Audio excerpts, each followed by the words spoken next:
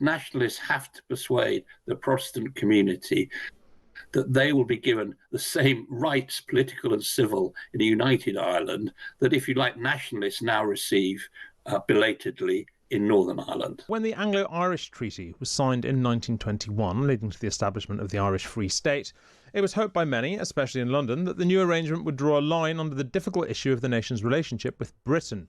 But as we know, the following century was far from stable, with Ireland being rocked by civil war in the 1920s, the Troubles at the end of the 20th century, and more recently wrangling over the impact of Brexit. The turbulent history of Ireland since independence and partition, and its relationship with the UK, is told in a new book, These Divided Isles, by the writer and historian Philip Stevens, who joins me now. Philip, welcome to Times Radio. Thank you. Good morning. Thanks very much for being with us. Look, let's get right to it. Are Britain and Ireland friends or not friends? And is that situation particularly different today from how it has been in the past?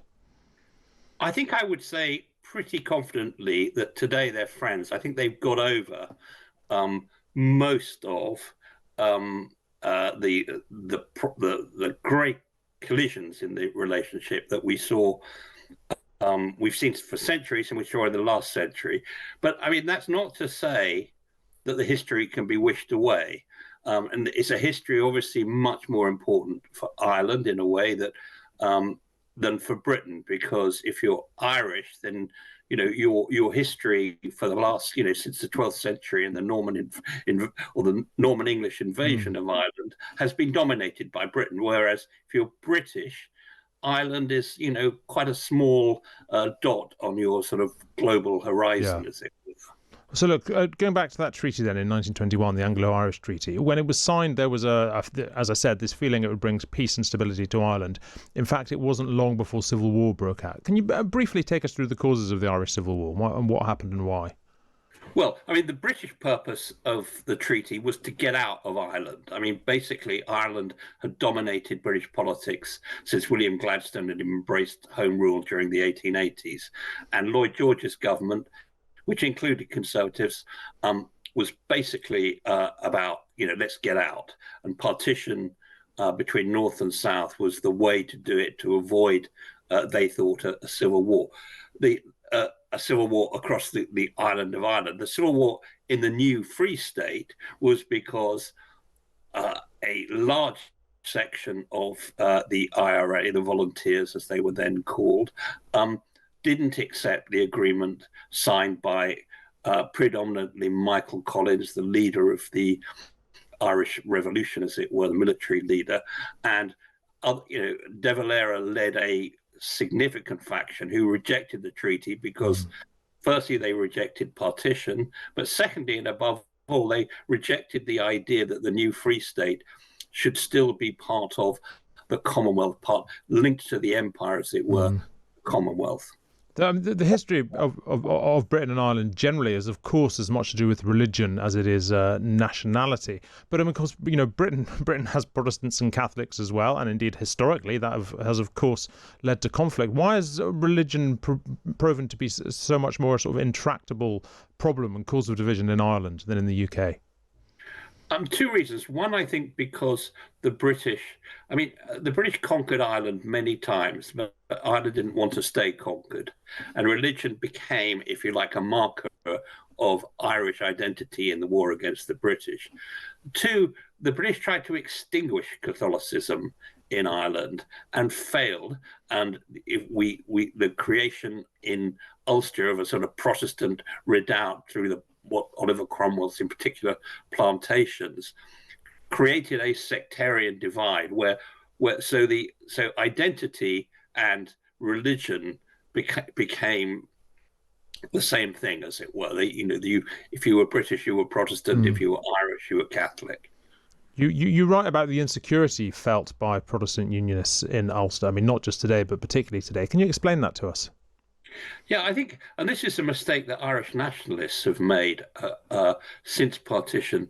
Partition was not driven by the British. In fact, Lloyd George and others thought that it would be a temporary thing and that Ireland would naturally come together.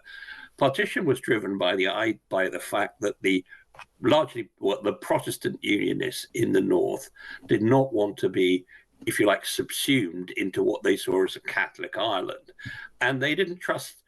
They feared the republic, or the Free State as it was at first, but they also feared the British because they thought the British would constantly betray them. So you had a situation where I suppose there's a parallel in what we saw during the 1960s and 70s in Rhodesia, where one group of people, while wanting to remain part of Britain, feared that they would be thrown overboard by Britain, and that insecurity has persisted, and it persists today. If you go to Belfast and talk to Unionists and loyalists, they will say that there a constant fear in the background is that Britain will just desert them. And indeed, as I say in the book, points there that's we've come close to it. Harold Wilson, 1970s, at the height of the Troubles, pressed his officials to draw up a plan for Britain simply to leave Ireland, and he was persuaded against it because he was told it will create a civil war which might well spill over into British cities like Liverpool and Glasgow. Yeah, I mean, you write fascinatingly about the Unionists in Northern Ireland with pipes and drums and orange marches and all that. They still struggle to grasp just how un-British this seems to those living in the rest of the United Kingdom. Look, Philip, time is short, and so we're going to have to skip over both the Good Friday Agreement and Brexit, which seems faintly ridiculous, but that is where we are. I want to ask you about Ireland's future, because the obvious question is if and when we will see a united Ireland and what impact that would have both on Ireland itself and its relationships with the UK. Some people see it as inevitable at this stage. What do you think? Well, there isn't. You can see an inevitability simply because demographics.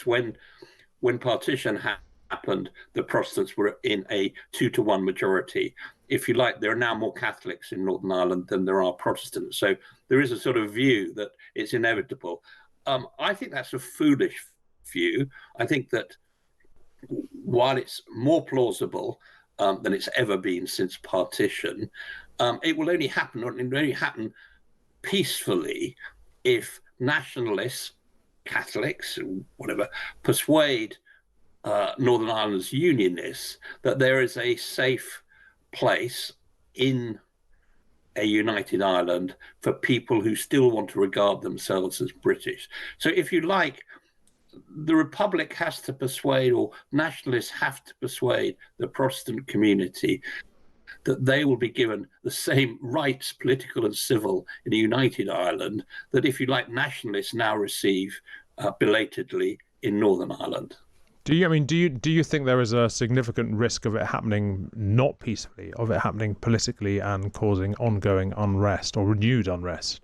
Yeah, what I think would be a complete disaster would be a referendum, as provided for in the Good Friday Agreement, that gave, for example, a 51-49% vote for Irish unity. So you had perhaps 800,000 people who regarded themselves as British forced, inverted commas, into a united Ireland. I think that would be a recipe for a renewal of the sort of troubles we saw in the 1970s and 1980s. Well, look, unsurprisingly, we've barely scratched the surface, but Philip Stevens, thank you very much indeed. The book is called These Divided Isles. It's a fascinating read. It's out next Thursday on the 28th of August.